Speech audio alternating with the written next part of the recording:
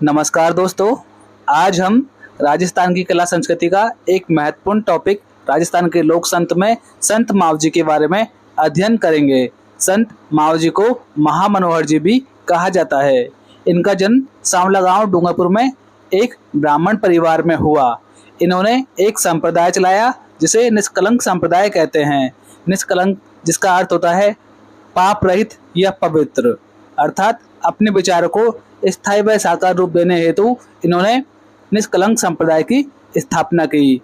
सन 1727 को माघ शुक्ल एकादशी, दोस्तों याद रखना इस डेट को, सन 1727 को माघ शुक्ल एकादशी को गुरुवार के दिन इन्हें ज्ञान की प्राप्ति हुई।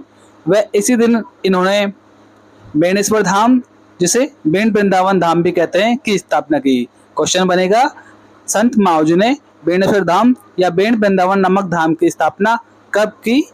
तो आंसर हो जाएगा सन 1727 में माघ शुक्ल एकादशी को गुरुवार के दिन। संत मावजी के एक भक्त थे जिन्हें लसाड़ा के पटेल कहते हैं, ने इनको एक बड़ी मात्रा में दान राशि दी और संत मावजी ने उसी दान राशि से अहमदाबाद से कागज मंगवाया। संत मावजी ने कागज मंगवाया था लसाड़ा के पटेल भगत की दान राशि से, और धौलागढ़ में एकांतवास करके 5 बड़े ग्रंथों की रचना की। संत मावजी ने 5 बड़े ग्रंथों की रचना की है। ये 5 ग्रंथ प्रेम सागर, मेघ सागर, श्याम सागर, रतन सागर और अनंत सागर हैं। इनके ये 5 बड़े ग्रंथ हैं। वापस से रिपीट करते हैं, प्रेम सागर, मेघ सागर, श्याम सागर, रतन सागर और अनंत सागर, जिनमें छंदों की संख्या 72,96,000। कितने छंद है दोस्तों? 72,96,000। ये इनके जो छंद हैं, जो चौपाड़े हैं, वाद विवाद शैली में लिखे गए हैं। इन्हें चौपाड़ा कहते हैं। इनके चौपाड़े किस शैली में लिखे गए हैं? वाद विवाद शैली में। दोस्तों बहुत ही महत्वपूर्ण बिंदु है ये, याद रखना। इनके चौपाड़े किस शैली में लिखे गए हैं? वाद विवाद शैली में। संत मावजी के जो चौपाड़े हैं वो केवल दिवाली के दिन ही बाहर निकाले जाते हैं। संत मावजी के चौपाड़े हैं वो केवल दिवाली के दिन ही बाहर निकाले जाते हैं।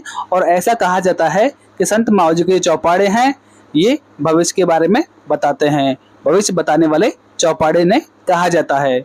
इनका प्रमुख मंदिर या प्रमुख पीठ, जो इनका प्रमुख मंदिर है वो माही नदी के तट पर सांवला गांव में ही है। इनका जन्म भी सांवला गांव में हुआ है और उनका प्रमुख मंदिर भी सांवला गांव में ही है।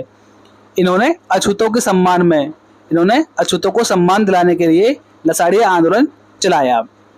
इन्हें श्री कृष्ण के निष्कलंकी अवतार के रूप में जाना जाता है। इनको श्री कृष्ण के निष्कलंकी अवतार के रूप में जाना जाता है। दोस्तों इनके जो अनुयायी थे वो इन्हें विष्णु के 10वें अवतार, जो इनके अनुयायी थे वो इन्हें विष्णु के 10वें अवतार कल्कि का रूप मानते हैं। इन्हें कल्कि अवतार के रूप में मानते हैं। कौन मानते हैं? इनके अनुयायी मानते हैं। इनके 2 शिष्य अज्जी और बाजे, दोस्तों बहुत महत्वपूर्ण बिंदु है। इनके 2 शिष्य अज्जी और बाजे ने सोम व माही नदियों के संगम पर लक्ष्मी नारायण मंदिर का निर्माण किया। क्वेश्चन बनेगा दोस्तों, संत मावजी के किन 2 शिष्यों ने लक्ष्मी नारायण मंदिर का निर्माण कराया?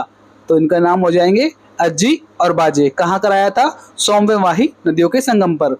आज दोस्तों हमारी वीडियो यहीं पर समाप्त होती है। अगर आपको हमारे द्वारा दी हुई जानकारी अच्छी लगी है तो हमारे वीडियो को लाइक करें, शेयर करें, सब्सक्राइब करें।